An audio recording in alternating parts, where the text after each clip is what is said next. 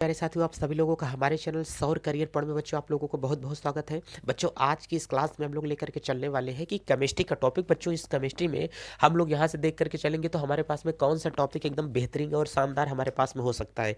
तो ये केमिस्ट्री आपको याद होगी, लाल हरा नीला पीला जो हमारे पास में पानी है बच्चों, ये तो केमिस्ट्री के जादू के पानी होते हैं। मतलब ये लैब में जा करके आप लोग निकाल देते हैं कि किस तरीके से इन पानी को निर्माण किया जाता है, कैसे इस पानी को बनाया जाता है। तो आज हम लोग जो पहला टॉपिक अपने पास में लेकर के चलने वाले हैं, जैसा कि आपने पहले ही देख लिया कि हमारे पास में कौन सा प्रश्न हम लोग पढ़ने जा रहे हैं, लेकिन फिर भी मैं एक टीचर के नाते आपको ये बताने की चेष्टा कर रहा हूँ कि आज हम लोगों को जो प्यारा सा टॉपिक स्टार्ट होने वाला है वो कौन सा टॉपिक आज हम लोग पढ़ेंगे।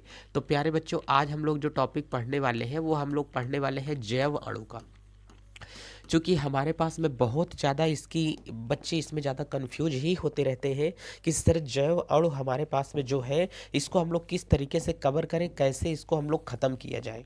तो चलिए बच्चों समझिए, देखो हमारे पढ़ाने का आज का जो अंदाज रहेगा, सबसे पहले तो हम लोग इसमें से निकाल के चलेंगे कि हमारे पास में पेपर में कौन कौन से प्रश्न आ रहे हैं। और अगर इसको हम लोग निकाल लेंगे कि पेपर के पॉइंट ऑफ व्यू से जितने प्रश्न हमारे पास में आ जाएंगे उस प्रश्नों का बच्चों हम लोग क्या करेंगे, विश्लेषण करेंगे। ध्यान से देखना, अगर एक प्रश्न का बच्चों हम लोग विश्लेषण कर रहे हैं तो हो सकता है कि उसमें और सारे ऐसे प्रश्न आते हैं जो कि बहुविकल्पी प्रश्न हमारे सॉल्व हो जाते हैं। ठीक है, तो मैं बहुत ज़्यादा स्पीड में तो लेकर के चीज़ों को चलूँगा ही, लेकिन हम लोगों को ये भी मायने रखना है कि हम लोगों को पिछली चीज़ें भी पढ़नी है। तो ना तो आज की सीरीज हमारे पास में बहुत ज़्यादा बच्चों क्या रहेगी, स्लो रहेगी, और ना तो आज की सीरीज हमारे पास में बहुत ज़्यादा क्या रहेगी, फास्ट रहेगी। आपका पहला क्लास स्टार्ट हो चुका है, एकदम दमदार तरीके से हम लोग पढ़ करके चलेंगे कि जितने क्वेश्चन मैं पढ़ाऊँगा ना, इस वीडियो के अंत में सारे क्वेश्चन आपके कंप्लीट नज़र आपको आएंगे। लेकिन इसके पहले आप लोगों को ये भी प्रॉमिस करना होगा कि सारी वीडियो आप लोगों को लगातार कंटिन्यू देखते हुए चलना पड़ेगा। बच्चों एक बात मेरी समझ के अच्छे से चलना, आप लोगों को टाइम जब आ गया है, किताब आप लोगों ने पूरा साल भर पढ़ लिया है कि सर हमारे पास में जो किताब है उसको तो हमने पूरा पढ़ लिया है। अब किताब पढ़ने के बाद में मेरी एक बात मानना ना, तो आप लोग किताब को अब रख दो, किताब को रख दो और ज़्यादा से ज़्यादा जितने आप लोग क्या कर सको, उस क्वेश्चन को सॉल्व कर सको, जितने ज़्यादा से ज़्यादा बच्चों आप लोग प्रश्न लगा सको उस प्रश्न को लगाओ। क्योंकि आपके पेपर में सारी भूमिका जो निभाने वाला है ये प्रश्न ही निभाएगा, क्योंकि इसमें बहुत ज़्यादा आपको काम करना पड़ेगा। प्रश्न में एक बच्चा पूरी किताब को ख़त्म करता है, जैसे किसी कॉम्पिटिटिव एग्जाम में देखो प्रश्न की ही प्रैक्टिस ज़्यादा करो, क्योंकि पेपर में आपको प्रश्न आने वाला है। यदि आप थ्योरी पढ़ चुके हैं तो प्रश्न की प्रैक्टिस करें। इस बात की मैं गारंटी देता हूं कि पेपर में जितने प्रश्न आएंगे आपको करियर पॉइंट से बाहर एक भी प्रश्न देखने को नहीं मिलेगा। इस बात का मैं दावा करके चल रहा हूँ। मैच कराना पेपर आने पर आप लोग कि सर कितने क्वेश्चन आप फंसा करके हमें दिखा रहे हैं। ठीक है, तो बच्चों जितने क्वेश्चन मैं यहाँ पे करा रहा हूँ, आप इस सारे के सारे क्वेश्चन आपके दिमाग में होने चाहिए। और एक अलग सा रफ आप ऐसा रख लो कि जिसमें ये सारे क्वेश्चन केवल लिखते जाओ लिखते जाओ लिखते जाओ, बस। और आपको कुछ नहीं करना है, ये सारे क्वेश्चन आपको लिखते जाना है और सारी चीज़ें देखना कंप्लीट हो जाएंगी। और अलग से जो आप लोग विद्या वगैरह पढ़ रहे हो, क्वेश्चन बैंक वगैरह, उसको भी पढ़ो, कोई चीज़ें खराब नहीं होती हैं। ठीक है, लेकिन जो भी पढ़ो प्रश्न वाली चीज़ें पढ़ो जिसमें प्रश्नोत्तर आपको देखने को मिले, ताकि आपके दिमाग में एक थॉट समझ में आए, आइडिया समझ में आए कि कितनी तेजी से हम लोग क्वेश्चन कर सकते हैं। 20 प्रैक्टिस सेट करेंगे केमिस्ट्री के एग्जाम के पहले, लेकिन अभी चैप्टर वाइज प्रश्नों को पहले खत्म कर देते हैं। तो चलिए बच्चों, आज का जो हमारे पास में क्वेश्चन है, ये हमारे पास में क्वेश्चन क्या लड़ रहा है आज का क्वेश्चन, इसे हम लोग बेहतरीन तरीके से पहले समझ के चलते हैं। देखिए सर आज का क्वेश्चन क्या कह रहा है, देख लीजिए सर आज का क्वेश्चन जैव अणु का जो क्वेश्चन है वो क्या कह रहा है, कह रहा है कि जैव अणु क्या है, ये किसे कहा जाता है जैव अणु। जैव अणु का मतलब आप लोग समझ रहे हो, इसका मतलब जो कुछ भी दुनिया में निर्माण हुआ है किसी वस्तु का, वो केवल किससे हुआ है, अणुओं और परमाणुओं से हुआ है। तो हमने कहा कि जब किसी वस्तु का निर्माण अणु और परमाणु से हुआ है, अच्छा मैंने कहा जैव अणु, अणु मैंने जब कह दिया तो आपके दिमाग में ये समझ में आ रहा होगा ऐसा कोई छोटा छोटा गोला होगा जो कि अणु जैसा हमको क्या होता होगा, दिखता होगा। बताओ, ऐसे ऐसे जो छोटे छोटे यहाँ से गोले हैं, यही सब तो आपको अणु जैसा दिखाई दे रहा है ना। अब बताओ ये जो जैव अणु हमारे पास में हमको दिखाई दे रहे हैं बच्चों, ये सारे के सारे हमारे पास में जैव अणु होते हैं। जितने दिखाई दे रहा है इसे सारे के सारों को मैंने कह दिया कि ये हमारे पास में क्या होता है, जैव अणु होगा। ये एक अणु हो गया, ये दूसरा हो गया, ये तीसरा हो गया, ये चौथा हो गया, ये पांचवा हो गया, ये छठवां हो गया। इसका मतलब इन सारे के सारे जो हमारे पास में पार्ट आ रहे हैं ना, ना, इन सभी के सभी पार्ट को हम लोग क्या बोलते हैं कि सर ये हमारे पास में किसके पार्ट होते हैं, जैव अणु है। ये जैव अणु का इसमें हमारे पास में समूह दिखा है। अब ये जैव अणु को अगर मैं क्या करूँगा, अपनी बॉडी में लेकर के खा लूँगा ना, तो हमारी शरीर बढ़ना शुरू हो जाएगी। बात समझ में आ रहा है? तो हमारी शरीर के लिए वृद्धि जरूरी है कि नहीं? कहे बिल्कुल सर, हमारी शरीर के लिए वृद्धि क्या है, बहुत ज़्यादा जरूरी है। हमने कहा इसी जैव अणु को अगर मैं खा लूँगा तो मैं मोटा होना शुरू हो जाऊँगा। अच्छा, मोटा कब होना शुरू हो जाऊँगा? जब हमारे शरीर में मांस ज़्यादा बनेगी। जब हमारे शरीर में मांस ज़्यादा बनेगी तो इसका मतलब मेरे शरीर में फैट ज़्यादा बन रहा है, तो मैं ज़्यादा मोटा हो रहा हूँ। इसी को मैं खा लूँगा तो हमारे शरीर में जो सुस्ती दूर रहेगी वो सुस्ती दूर हो जाएगी। इसका मतलब हमको इसमें से जल मिला। क्या मिल गया? जल। इसमें हमको क्या मिला? पानी मिल गया। इसी को मैंने जब खा लिया तो हमारी बॉडी में जो काम कर रहा है, हमारे शरीर में चेतना उत्पन्न हो जाती है, काम करने की शक्ति आ जाती है। इसका मतलब इसी में हमको क्या मिली? एनर्जी मिलती है। तो जैव अणु अगर ये हमारी बॉडी में नहीं रहेगा तो किसी मानव का विकास नहीं हो सकता है, दुनिया में किसी सजीव की उत्पत्ति नहीं हो सकती है। अगर क्या नहीं होता? जैव अणु अगर हमारे पास में ना हो। इतनी बात समझ में आ रही है?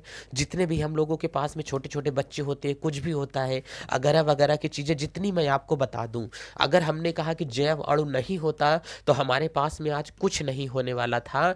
जितने आप लोग देख रहे हो, ये छोटा सा बच्चा को देख रहे हो कि नहीं देख रहे हो? अब ये जो हमारे पास में देखो एकदम हंस रहा है, तुम्हारे जैसा ही एकदम है। चलो हंस मत ज़्यादा, देख भैया लोग पढ़ रहे हैं तुम्हारे साथ में। अब ये जो इतना आ गया है ना, इसको क्या है, ये इतना ज़्यादा ही इसका देखो गाल निकला है, जीभ निकाला हुआ है, इसके हाथ देख रहे हो भाई साहब, इसका बाइसेप्स देखो कितना ज़्यादा इसके कट लगा हुआ है। तो इसको हम क्या बोलेंगे कि ये जो हमारे पास में हमको दिखाई दे रहा है ना, देखो इसका कट यहाँ पर लगा हुआ है, इसके गाल देखो कितने ज़्यादा निकले हैं। एक गाल क्यों निकला है इसका ज़्यादा? क्योंकि इसके पास में ज़्यादा क्या है? फैट है। क्या है? इसके पास में ज़्यादा फैट है। ये बच्चा हमने कहा कि जब पैदा हुआ था तो क्या ऐसे ही रहा होगा क्या? ये बच्चा बहुत ज़्यादा छोटा रहा होगा। छोटा रहा होगा, इसका मतलब बच्चे में क्या आई है? वृद्धि आई है। बच्चे में क्या आई है? वृद्धि आई है। वृद्धि आई, इसका मतलब बच्चे का जो हुआ है, क्या हुआ है? बच्चे का विकास हुआ है। क्या हुआ है? बच्चे का विकास हुआ है। अब बताओ, बच्चे का जब यहाँ से विकास हुआ है तो बच्चे ने बड़ा हुआ, बच्चे का विकास का हुआ, ये चिल्लाता है, बहुत ज़्यादा रोता है, इसको ताकत आ गई है। लड़केपन तो ऐसे होते हैं ना, जब देखे मम्मी पापा इसके नहीं है तो रात में 1 बजे रात आंखें खोल करके देखेगा, भाई साहब कई बज गया, 1 बज गया, अब हल्ला करना है। किस मेथड से रोया जाए, हल्ला करना है, तो रोना शुरू कर देगा। पास समझ में आ रहा है ना? जब इसके पास में जाओगे ना तो ये और तेज चिल्लाएगा, बोलो बाबू चुप हो जाओ, बाबू चुप हो जाओ, तो आँखियाँ एकदम दाब लेगा, हमको कुछ नहीं दिखाई दे रहा है, ट्या ट्या ट्या आँख बंद करके रोने लगता है। इतना ये जिद्दी शैतान होता है। तो इसका मतलब क्या होगा? इसका विकास होगा। ये रोएगा तो इसके शरीर में क्या आएगी? ऊर्जा है। तो इसका मतलब ये एनर्जी इसके पास में है। तो जब ये क्या करता है बच्चा, ये सारी चीज़ें किसके द्वारा प्राप्त करता है? दूध के द्वारा।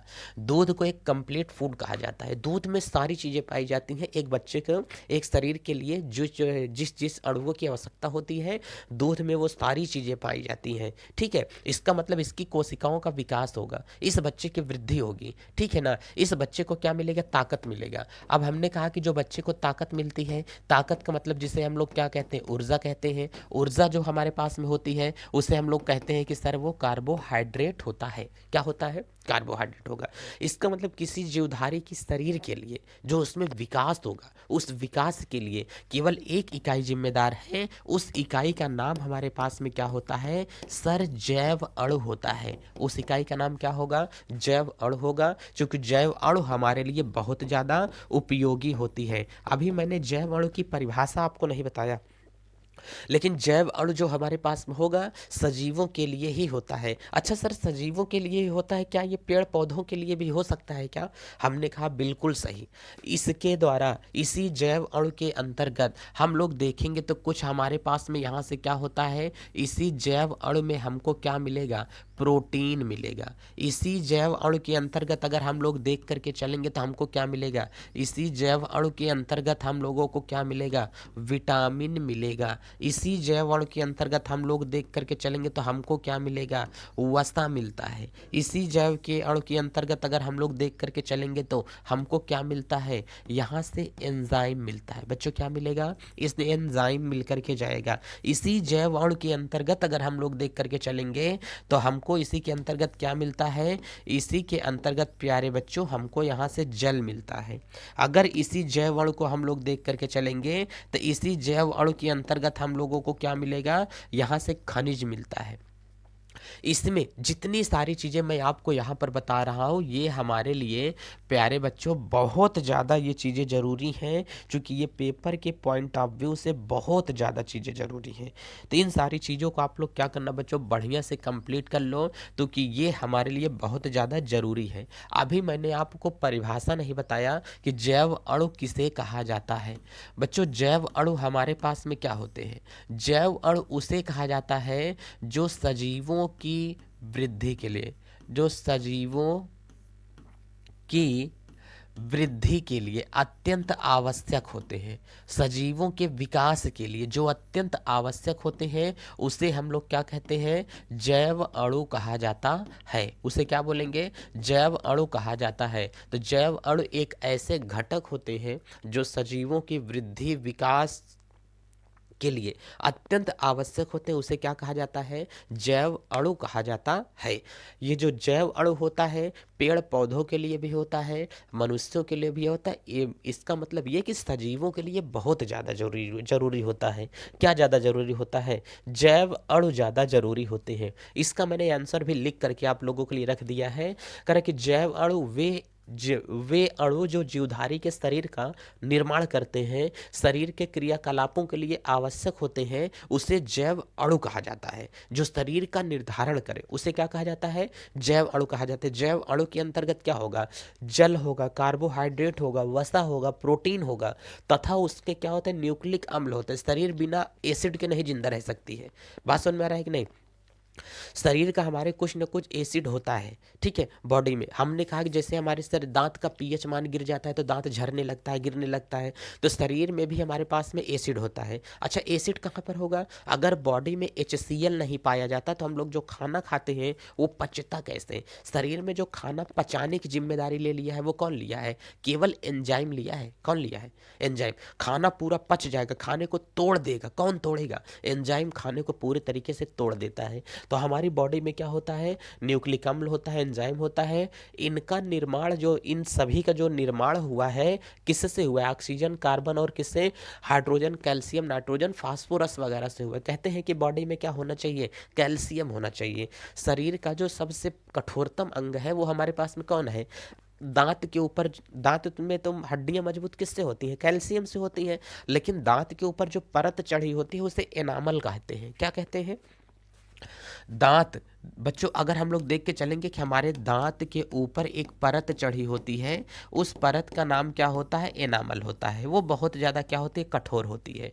वही परत जब घिसते घिसते घिसते घिसते घिस जाती है तो कुछ लोगों के दांत में पानी जाकर के टकराता है तो महसूस होता है, ओ माय गॉड मेरे दांत में क्या लग रहा है, पानी लग रहा है। तो एनामल के घिस जाने के कारण दांत में पानी लगता है। कहते ओ माय गॉड अब तुम सेंसोडाइन एक मंजन लेकर क्या उसका टूथपेस्ट करो, तब जाकर के तुम्हारा दांत क्या होगा, सही हो जाएगा। किसके कारण, एनामल घिस गई है। अरे बाबा एनामल घिसने ना पाए इतना काम ही ना करो। और कुछ लोग होते हैं इतना ज़्यादा ब्रश चपक के रगड़ के कर देते हैं ना, एनामल फिर भी घिसने लगती है। ठीक है, तो इतना ज़्यादा सेफ्टी से करो कि आपकी एनामल ना घिसे, नहीं तो दांत में पानी लगने लगता है।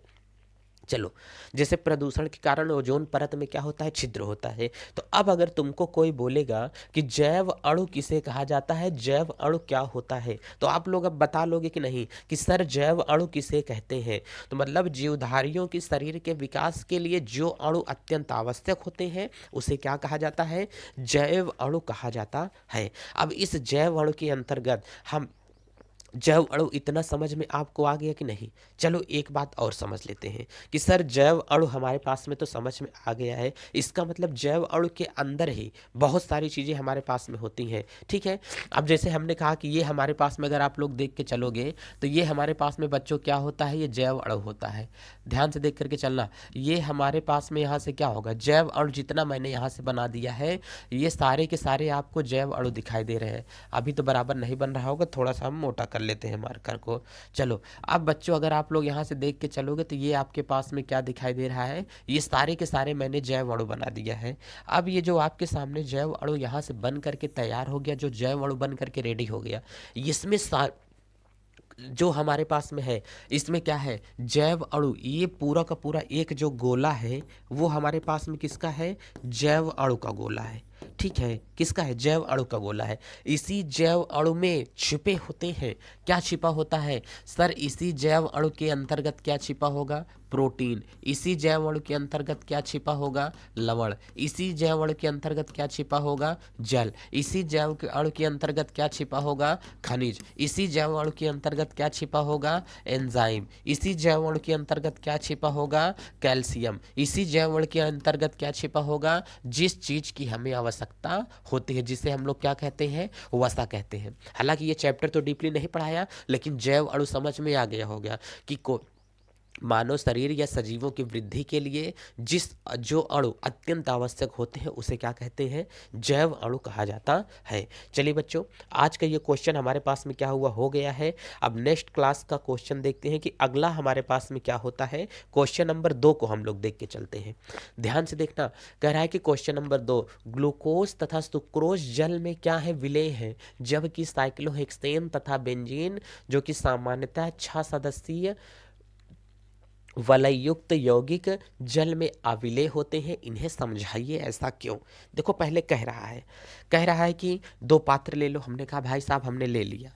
अब बताओ ये जो दोनों पात्र ले लिया गया है, इस दोनों पात्र में क्या भरना है तुमको। हमने कहा जो कहो। कह रहे हैं कि ऐसा है, 2 के दोनों पात्रों में जो तुम यहाँ से ले रहे हो ना, इस 2 के दोनों पात्रों में यहाँ से जल भर दो। क्या भर दो, जल।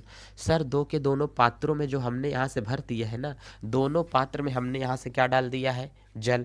कह रहे हैं कि सर इसमें जो आपने यहाँ से डाला ये भी जल है, और इसमें जो आपने डाला ये भी जल है। एक में तुम क्या डाल दो, ग्लूकोज तथा सुक्रोज डाल दो।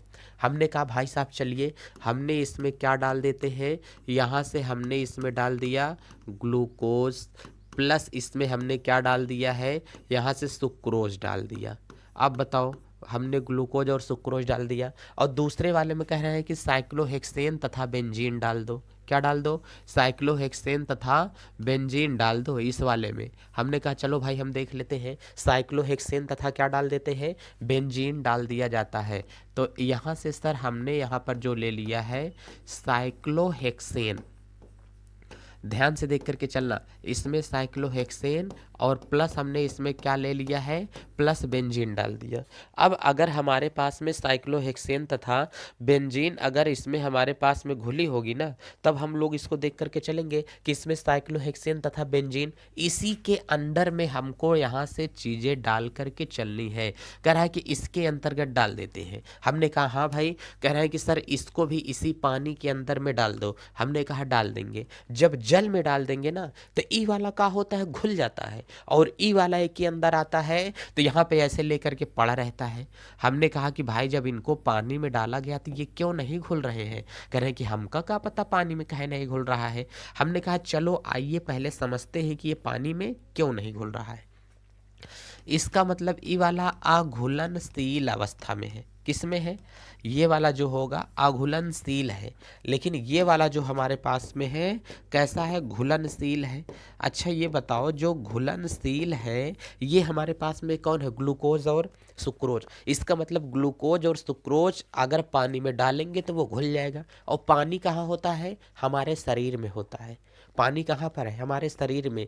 जीवित रहने के लिए 75% पानी की आवश्यकता होती है। तो शरीर में जो पानी है अगर ग्लूकोज खाएंगे तो शरीर में घुल जाएगा, तो शरीर में लगेगा। अगर सुक्रोज खाएंगे तो शरीर में घुल जाएगा, तो लगेगा। लेकिन अगर हम लोग बेंजीन खा लेंगे, साइक्लोहेक्सेन खा लेंगे तो ये बॉडी में नहीं लगेगा, ये बॉडी में नहीं पचेगा। फिर इसका क्या काम होता है, पहले समझो ये क्यों घुल जाता है, ये क्यों नहीं घुलता है। हमने कहा जैसे मैं जाता हूँ, अगर मैं तुमसे तुम्हारे घर आता हूँ, मैं बहुत जल्दी तुमसे बोलने चालने लगता हूँ, तुमसे मेरा मेल व्यवहार बहुत ज़्यादा हो जाएगा, तो मैं तुम्हारे परिवार में हिल मिल जाऊँगा ना। आंटी जी कैसी हो, हेलो बहन कैसी हो, भैया कैसे हैं, अंकल जी कैसे हैं। हाँ, जब किसी लड़की की शादी होती है अपने ससुराल में जाती है तो बहुत जल्दी घुल मिल जाती है कि नहीं। एक ही मतलब मुद्दा पहले से लव मैरिज वाला था तभी तो सबको जान रही है।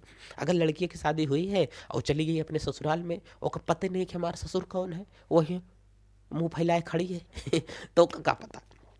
एक मतलब बेचारी को किसी से पता नहीं है। और जब ओके जल्दी से लव मैरिज नहीं हुई है, किसी को नहीं जान रही है, ओको घुलने मिलने में टाइम लगेगा। जब लड़की वक्त लव मैरिज हुई है तो पहले से वो पूरे अपने ससुराल में जाकर के भाड़ी हुई है, घूमी फिरी है, सबसे मिली चाली है, तो ओको घुलने मिलने में टाइम नहीं लगेगा क्योंकि उसका बॉन्ड पहले से बना है। और जिसकी शादी बाद में हुई है, लव मैरिज नहीं हुआ, ओके बॉन्ड ही नहीं बना है, तो इसमें जब इसको पानी के साथ में मिलाते हैं तो इसमें हाइड्रोजन बॉन्ड बनता है। ध्यान से देख करके चलना, इसमें जब ये मिलते हैं पानी से तो इसमें एक बॉन्ड बनता है जिसे हाइड्रोजन बॉन्ड कहा जाता है। क्या बनता है? हाइड्रोजन बॉन्ड बनने के कारण ये जल में आसानी से घुल जाता है। इसमें OH समूह ना हो पाने के कारण इसमें हाइड्रोजन बॉन्ड नहीं बन पाता है। क्या नहीं बन पाता है? इसमें हाइड्रोजन बॉन्ड नहीं बन पाता है। हाइड्रोजन बॉन्ड नहीं बन पाएगा तो ये जल में अविलेय होता है। क्या होता है?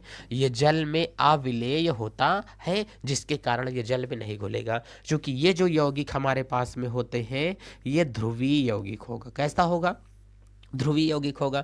और ये जो हमारे पास में यौगिक होता है अध्रुवीय यौगिक होते हैं, चूंकि इसमें हाइड्रोक्सी आयन नहीं उपस्थित होते हैं। 1 मिनट के लिए समझ करके चलो। हमको क्वेश्चन में यहाँ से कह रहा है कि सर हमको बताइए ग्लूकोज तथा सुक्रोज। चाहे मैं ग्लूकोज बोल दूं और चाहे मैं सुक्रोज बोल देता हूँ। सुक्रोज का मतलब C12H22O11 C6H5O6 होता है। ठीक है, अब यहाँ से गाइड कर देंगे तो ये वाला जो हमारे पास में उनका ग्लूकोज होगा और ये वाला जो होगा हमारे पास में क्या होगा? सुक्रोज होगा। तो इसमें अगर हम लोग देखेंगे साइक्लोहेक्सेन होता है और क्या होता है? बेंजीन होता है। तो चलिए सर पहले हम लोग इसको देख लेते हैं। तो ध्यान से देख करके चलना कि हमारे पास में ये तो जो मुद्दा हमारे पास में उठा रहे हैं कि कह रहे हैं कि ये तो आपके पास में मैंने क्या दे दिया है सर? ग्लूकोज दे दिया। और सर यहाँ से आपने हमको क्या दे दिया है? सुक्रोज दे दिया है। और जब ग्लूकोज और सुक्रोज मैंने तुमको दोनों को दे दिया, जो कह रहे हैं कि ग्लूकोज और सुक्रोज में OH निगेटिव आयन उपस्थित होते हैं। OH निगेटिव आयन उपस्थित होने के साथ में जब ये किसके साथ में मिलता है? जल के साथ में मिलता है। और जब ये किसके साथ में मिलेगा? जल के साथ में मिलेगा। तो जल के साथ में मिल करके हाइड्रोजन बॉन्ड का निर्माण करेगा। हाइड्रोजन बॉन्ड का निर्माण कर दिया, इसका मतलब यह किस अवस्था में था? घुलनशील अवस्था में था। ध्यान से देख करके चलना, यह किस अवस्था में था? घुलनशील अवस्था में था। अब प्यारे बच्चों देख करके चलो कि जो घुलनशील अवस्था में था, इसका मतलब यह पूर्ण रूप से क्या है? जल में विलेय है। क्या है? पूर्ण रूप से जल में विलेय है। किंतु अगर मैं यहीं पर देख लेता हूं कि सर हमारे पास में जो टॉपिक आएगा इसमें हमको कह रहे हैं कि साइक्लोहेक्सेन। ध्यान से देख करके चलो, इसमें बच्चों हमको क्या दिया जा रहा है? साइक्लोहेक्सेन दे रहे हैं। तो बताइए हमको, आप लोग खुद ही जरा हमको बता करके दिखाइए कि सर ये वाला तो हमारे पास में साइक्लोहेक्सेन है। चलो इसमें कह रहे हैं कि क्या होगा? साइक्लोहेक्सेन। अब प्यारे बच्चों बताओ, जो साइक्लोहेक्सेन है और प्लस यहीं से हमारे पास में क्या है? बेंजीन है। अच्छा, आप लोगों ने कहीं न कहीं देखा होगा कि सर जो साइक्लोहेक्सेन और हमारे पास में क्या होता है? बेंजीन होगा। सर इसे हम लोग क्या कहते हैं? कह रहे हैं कि बच्चा ये जो हमारे पास में होगा साइक्लोहेक्सेन है। अगर इसे हम लोग देख करके चलेंगे तो इसे हम लोग क्या बताएंगे? सर ये हमारे पास में बेंजीन होता है। अब कह रहे हैं कि इन दोनों को अगर हम लोग देखते हैं तो इसमें OH समूह नहीं है। OH समूह नहीं है, तो जब इसको हम लोग क्या डालते हैं? जल में डालते हैं। तो जब इसको हम लोग बच्चों जल में डालेंगे तो जल में ये कौन सा बॉन्ड नहीं बना पाता है? हाइड्रोजन बॉन्ड नहीं बना पाता है। हाइड्रोजन बॉन्ड ना बन पाने के कारण ये जो जल में होते हैं ये कैसे होते हैं? अविलेय होते हैं। अविलेय होगा, इसका मतलब ये क्या होगा? अघुलनशील होते हैं। चलिए, तो ये अघुलनशील अवस्था में होगा।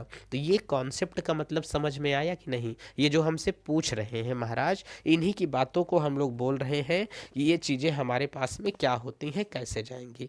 ठीक है, चलिए एक क्वेश्चन हम लोग यहाँ से और लेकर के चलते हैं कि वो हमारे पास में क्या बनेगा। देरी ना करते हुए चीज़ों को पहले हम लोग समझ लेते हैं कि चीज़ें क्या क्या और कैसे बन करके जाएंगी। चलो अगला क्वेश्चन पहले हम लोग और देख के चलते हैं कि सर नेक्स्ट वाला क्वेश्चन हमको बता दीजिए। ये देखिए इसमें मैंने इसका पूरा रीजन दे करके रखता है, मैंने आपको आंसर भी दिया है। आंसर में करा है कि ग्लूकोज में 5 OH समूह तथा सुक्रोज में 8 OH समूह उपस्थित होते हैं। OH समूह जल के साथ हाइड्रोजन आबंध बनाते हैं और इस विस्तीर्ण अंतराणुक हाइड्रोजन आबंध के कारण ग्लूकोज तथा सुक्रोज जल में अविलेय होते हैं, परंतु इनके आणविक द्रव्यमान इतने इतने होते हैं। ठीक है। वहीं दूसरी ओर बेंजीन और साइक्लोहेक्सेन का आणविक द्रव्यमान भी कम होता है। जब कोई चीज़ हल्की होती है तो पानी में मिलती नहीं है, तैरती रहती है, परंतु ये जल में अविलेय होते हैं। इसका कारण यह है कि इन यौगिकों में OH समूह नहीं होते हैं, इसलिए इसमें जल के साथ हाइड्रोजन आबंध नहीं बन पाता है। इसलिए इस नियम के अनुसार ये है कि समान समान को घोलता है। विलियन वाले चैप्टर में आपको व्हाइट बोर्ड पर जो क्लास से पढ़ाया था उसमें सारी चीज़ें एकदम बेहतरीन दी गई हैं, वहाँ से जा करके बढ़िया धाकड़ तरीके से आप लोग देख लीजिए कि हमारे पास में क्या है। तथा साइक्लोहेक्सेन जो कि एक अध्रुवी अणु होता है, ध्रुवीय जल अणुओं में नहीं घुल पाते हैं, तो समान समान को घोलता है। ये नियम आप लोग जा करके पढ़ें। अब नेक्स्ट वाली क्लास में हम लोग देख के चलते हैं, सॉरी नेक्स्ट क्या है, लैक्टोज के जल अपघटन से किन उत्पादों के बनने की अपेक्षा करते हैं।